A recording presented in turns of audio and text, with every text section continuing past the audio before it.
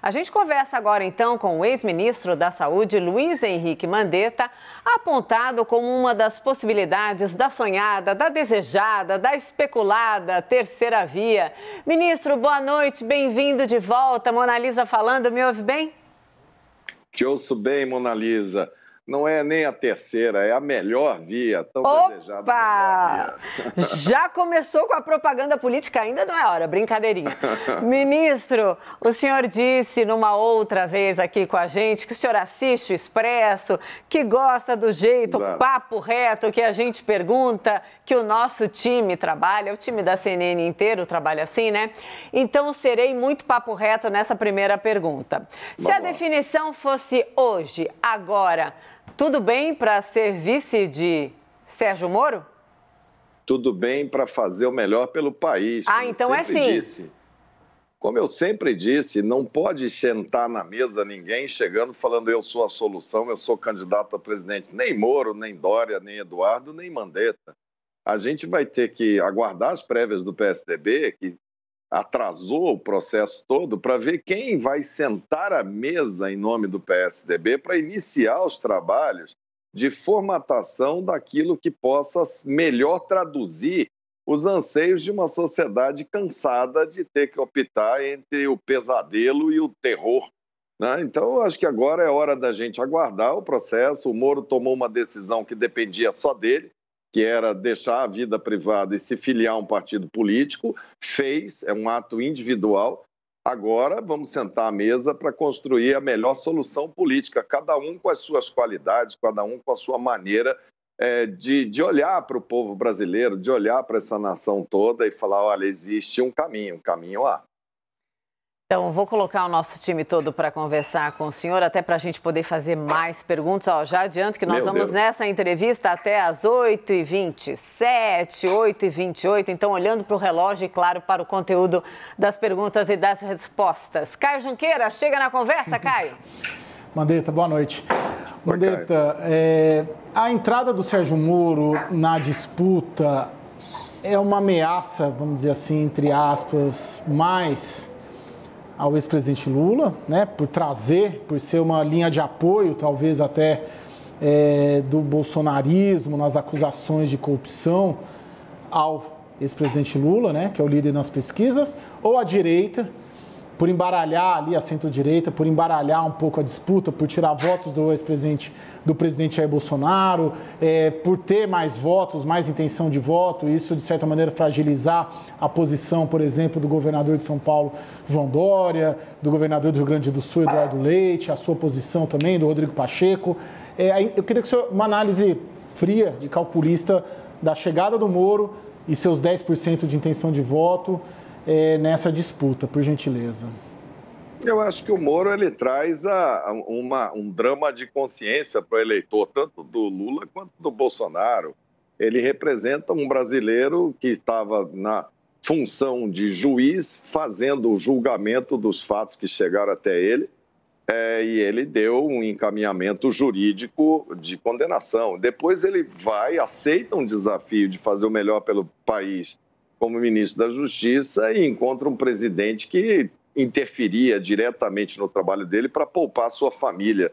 Então, eu acho que ele é um elemento importante nessa eleição, vai participar, não sei se como candidato a presidente, a vice, não sei se vai participar como candidato ao Senado, enfim. Eu acho que isso agora é o processo político que vai dizer. Ele tem as suas qualidades, ele tem a sua figura, ele ficou durante 3 anos nós sentados à frente da televisão observando decisões inimagináveis para um país com tanta dificuldade na saúde, na educação, vendo bilhões de dólares sendo vomitados diariamente na sala de jantar dos brasileiros. Eu acho que isso vai ser pauta, sim, da eleição. Acho que a luta contra a corrupção vai ser pauta e eu acho que ele pode colocar como ninguém esse ponto para o debate. Chamar agora, então, a Renata Agostini. Renata, por favor. Ministro, boa noite. Bem, o partido onde o senhor costurou ali um movimento importante, né, de união com o PSL, criando uma nova força, a ver se será também uma força eleitoral. O fato é que, na esteira disso, perdeu nomes importantes, né? O presidente do Senado, Rodrigo Pacheco, decidiu ir ao PSD, Datena também, que era uma aposta ali, e não ficará nesse novo partido, né? Também saiu. Gostaria de entender como é que o senhor vê o novo partido, se a intenção do senhor então é remar junto com essa nova força e se caso haja ali uma pressão do partido para no fim se aliar ao presidente Jair Bolsonaro na eleição, como que o senhor enxerga isso? Não, essa é a única das opções que é categoricamente colocada por todos que participaram das conversas desde o início, é que esse partido não apoiaria nem a reeleição desse presidente, nem a volta do outro. Agora, ele vai ser um partido que, por enquanto, ele está num processo de fusão. A gente deu entrada na Justiça Eleitoral, isso deve estar homologado lá por fevereiro, talvez março. E essa movimentação esse ano de pessoas que estão filiadas a partido A ou B, ela vai ser muito intensa no mês de março. É o mês da janela, então vai acabar sendo ao mesmo tempo uma janela para todos os parlamentares, aqueles que vão acompanhar o presidente devem se filiar junto ao partido onde ele vai se filiar, isso é natural, as pessoas que colocam a sua vida política em função de uma terceira pessoa, assim, aqueles como acreditam muito no Lula vão se filiar naqueles partidos e depois os outros vão se acomodar. Agora, por enquanto, esse partido tem que fazer uma discussão interna, a União tem que partir para uma discussão interna para poder decidir o seu caminho. Isso ainda não está maduro dentro do partido, isso ainda existem correntes, existem discussões que vão levar o mês de dezembro, vão levar o mês de janeiro, até que isso esteja pronto para ser verbalizado qual o caminho desse partido em relação a eleição presidencial. Nos estados ele já está muito bem colocado, um grande número de candidatos a governador, bons palanques, um número bom de filiados para a candidatura a deputado federal, ao Senado da República. Agora a discussão sobre a presidência, ela vai se formatar também junto com essa mesa democrática que se forma. Eu vou aguardar para saber qual é o melhor momento, o melhor caminho que esse partido vai apontar para a discussão nacional. Agora quem chega na conversa é o Leandro Rezende. Leandro, por favor. Obrigado, Mona Lisa. Ministro, obrigado por estar conversando com a gente. Ainda Olá, voltando Leandro. um pouco para a questão da candidatura de terceira via, a gente pode ter uma candidatura com o senhor, o ex-ministro Sérgio Moro e pessoas que participaram do governo do presidente Jair Bolsonaro e também políticos do PSDB que apoiaram o presidente Jair Bolsonaro, mas seria uma candidatura de oposição ao atual presidente. Como se apresentar, ministro, para a população em 2022, tendo participado do governo, né? Que imagem essa candidatura vai poder fazer, que imagem vai poder apresentar para poder dizer que, na verdade, não é mais do mesmo, eu digo, do caso do governo do presidente Jair Bolsonaro? Bolsonaro se elegeu com quase 58 milhões de votos. Se você olhar nas pesquisas, ele está com menos de 25 milhões, com 20 a 25. Eu faço parte dos 35 milhões de pessoas que se desiludiram com as tomadas de decisão. Não fomos nós que estávamos errados, ele é que errou. Ele é que interrompeu o ciclo de ministérios técnicos. Ele me pediu um Ministério da Saúde técnico e quando chegou o maior problema de saúde que acometia a vida das pessoas, ele quis largar a mão de lutar pela vida. Foi ele que abandonou a luta contra a corrupção, foi ele que demitiu o Sérgio Moro, foi ele quem falou em nova política e depois foi lá fazer a política mais fisiológica, inclusive com orçamentos secretos, para liberar verbas para esse centro fisiológico. Quem tem que explicar o que fez com os votos que recebeu foi ele. Eu trabalhei de acordo com o meu juramento de médico, de pessoa, de cristão que tem que defender a vida. Isso daí, para mim, é muito tranquilo. E no mais, é você saber que a democracia é isso. Eu votei em alguns presidentes que eu não votaria novamente. O próprio Bolsonaro votou no Lula. Outro dia eu estava vendo o vídeo dele dizendo que votou no Lula. Provavelmente ele hoje é um porta-voz contra o Lula. Ele deve ter as suas razões, como eu tenho as minhas e de milhões de brasileiros, de não concordar com a fraude eleitoral que ele representou em relação às propostas as bandeiras que ele apresentava e que depois ele as rasgou todas. Que ótimo que a gente vai poder fazer mais uma rodada com todo mundo. Perguntar aqui para a nossa editora-chefe, Gabriela, quanto tempo temos ainda de entrevista, Gabriela? 11 minutos, dá para todo mundo fazer perguntas se o ministro for editado como está sendo. Ministro, agora há pouquinho o senhor falava, Moro tem qualidades. Então, qual é o defeito de Sérgio Moro para que ele precisa, então, que ele precisa superar para que ele agregue o senhor, ou seja, quem for, nessa tal terceira via que nesse momento parece mais emblemática, assim, e menos factível? É o que muitos analistas apontam, inclusive. A melhor via sempre é mais difícil de ser construída. E construí-la significa dialogar com aqueles que fazem a pauta política, que fazem com os partidos políticos, agregar pessoas a esse projeto. O desafio, eu acho que ele tem, é o desafio de abrir essas conversas com todas as matizes. Ninguém sobe aquela rampa do Palácio do Planalto sozinho. Aprender a conversar, é isso? Que todo mundo ajuda, eu acho que sim.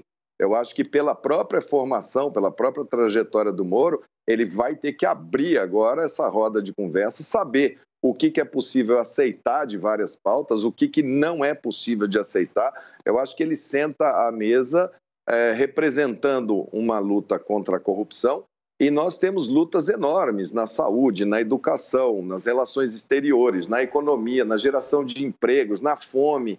Essa verbalização, essa vontade, esse brilho nos olhos para ir em direção ao país que a gente merece, é que ele vai ter que demonstrar. Então, vamos agora a melhor fase da política que nós exaurimos esse ano fazendo os debates, construindo propostas. E vamos ver quem é que se junta em torno dessas propostas para fazer. Eu não me preocupo muito com o Moro, eu acho que o Moro vem para ajudar. Eu acho mais complicado as prévias do PSDB e o grau de disputa muito apertado, uma eleição imprevisível, como que possam ser essas feridas e se essas pessoas do PSDB possam sair de lá achando que, pelo fato de terem passado pelas prévias, já são candidatos naturais à presidência da República. Isso vai ser lamentável se assim o for. Falando nisso, daqui a pouquinho tem debate, então, com os candidatos aí, as prévias do PSDB, imperdível. Daqui a pouquinho, a partir das 9h30 da noite, já vou aproveitar e fazer a propaganda com a ancoragem aí da Carol Nogueira. Caio Junqueira, chega de novo, mais uma pergunta, Caio. Mandetta, você não acha que, em certa medida, a direita brasileira falhou em apresentar um projeto consistente para o país? Porque desde que ela tomou o poder, vamos dizer assim, a partir do impeachment da Dilma Rousseff, depois com a eleição do presidente Jair Bolsonaro, as intenções de voto da esquerda, eu vou dizer aqui do ex-presidente Lula, só fazem crescer, tanto que ele lidera aí com mais de 40%. Por que esse cenário? Bom, primeiro porque o Lula é candidato desde sempre. Eu era líder estudantil no Rio de Janeiro, eu tinha 19 anos, 20 anos, ele já era candidato a presidente. Eu estou com 57. É natural que ele tenha um recall muito grande porque ele estava numa época da economia muito pujante. Na hora que você iniciar o processo eleitoral e relembrar as pessoas das barbaridades econômicas, principalmente de ruptura da Liga Social Brasileira, isso tende a estabilizar e ele tende a diminuir. Agora, chamar o Bolsonaro de um presidente de direita é forçar muito, porque ele é um populista irresponsável. O que ele está fazendo agora para tentar se reeleger, de fazer gasto público, de fazer um calote nos precatórios, isso não é de um governo responsável, né? Isso é uma coisa, é um arremedo, ele faz muito mal ao pensamento liberal. O ministro da Economia dele é incompetente, não consegue entregar absolutamente nada, é um animador de auditório que não consegue materializar sequer uma discussão sobre equilíbrio orçamentário. Então, vai muito distante do que é um bom governo, do que é o que representa uma escola de administração. Aquilo é um bando fazendo diariamente proselitismo, principalmente em pauta de costumes, e um diversionismo político irresponsável, jogando a população contra as instituições, arrebentando com as instituições brasileiras, tensionando a democracia a ponto de nós termos preocupações até com golpe. Então, aquilo está muito distante do que é um pensamento liberal, de centro, desenvolvimentista, com responsabilidade fiscal, com capitalismo do empreendedorismo, não desse capitalismo de Estado que a gente vem assistindo. Eu acho que ele passa muito longe do que é um pensamento. E ele faz muito mal quando ele se coloca como um cidadão desse campo econômico e desse campo de política social. Renata, mais uma pergunta? Claro, ministro, eu quero justamente entender qual é a visão do senhor ou qual é a visão que o senhor acha que deve prevalecer nessa candidatura, seja qual formato final ela terá, da terceira via. É uma reedição, em certa medida, de conservador nos costumes, liberal na economia? Como falar com um público que se identifica com pautas mais progressistas? Haverá uma ponte para eles? Qual que tem que ser a mensagem? Com certeza, tem que estar antenado na sociedade. A sociedade ela tem o seu código comportamental e ela merece respeito, cada um nas suas individualidades. Isto não é pauta de comportamento, não é pauta de governo. Isso é pauta da sociedade brasileira. O governo tem que trabalhar com políticas contra a fobia às minorias, contra o racismo, fazendo com que as escolas tenham um debate filosófico de temas para crescer bons cidadãos inteiros. Essa pauta eu acho que é uma pauta da sociedade e os governos devem respeitar a sociedade. A nova família, a nova organização familiar, ela vem, ela está presente, ela nos brinda com tudo aquilo que elas fazem pelo coletivo. E aí sim o governo deve estimular a coletividade. Não trabalhar na individualidade, no preconceito, na homofobia, isso é inaceitável. Agora, o que um governo tem que entregar para nós é uma educação de qualidade, é um sistema de saúde de qualidade, é um sistema de respeito ao meio ambiente, é uma Amazônia que precisa de uma ocupação civilizada, é umas relações exteriores que recoloquem o Brasil numa pauta internacional, num mundo que vai ter que sentar em mecanismos multilaterais, vai ter que ter um novo acordo mundial, um novo Bretton Woods mundial, vai precisar de liderança com cara limpa, não com gente que vai ter que chegar com sentença de STF para explicar porque estava preso e agora está solto porque foi foi um mal entendido. E nem um outro que chega e fala a Amazônia não pega fogo porque é úmida e esquece que desmatada ela é seca e ela vem sendo dilapidada. Então, acho que governos responsáveis, francos, transparentes, que use a ciência, que use as academias, que traga o que a gente tem de melhor na alma brasileira, que traga esse país para o século XXI, que abra uma cortina de desenvolvimento para recuperar essa década perdida pelos dois. Um se alimenta do outro. É como se eles estivessem combinados para que não houvesse espaço para as pessoas raciocinarem. Mas há vida inteligente no país, há vida que quer debater. Esse debate vai chegar nas comunidades, vai chegar na periferia, vai chegar no campo, vai chegar nas escolas. E aí sim a gente vai ter uma oportunidade não de ver a política como um jogo de futebol. Eu torço para esse, eu torço para aquele. Tem que torcer pelo Brasil, tem que torcer por uma sociedade equilibrada, justa e economicamente responsável. Só assim que a gente vai sair dessa vala que esses dois nos meteram. Temos 3 minutinhos para encerrar a entrevista. Leandro, por favor, sua pergunta e ministro também seja conciso aí, se puder, na resposta. Vamos lá, Leandro. Ministro, o relatório final da CPI da pandemia, o quanto que prejudica o presidente Jair Bolsonaro para as eleições de 2022? É a narrativa que ele fez durante a pandemia sendo destruída pelos fatos. Uma via forte mostrando gabinete paralelo, mal assessoria, atraso na compra das vacinas, que significou aquela segunda onda que teve um número recorde de mortos, corrupção nas compras das vacinas, feita pelo gabinete militar que ele colocou dentro do ministério. Eu acho que um país que chega provavelmente a 650 mil óbitos, nesse intervalo de tempo, a gente espera que não, mas é a marcha, as famílias estão todas muito machucadas, muito tristes e vão saber responsabilizar quem de direito.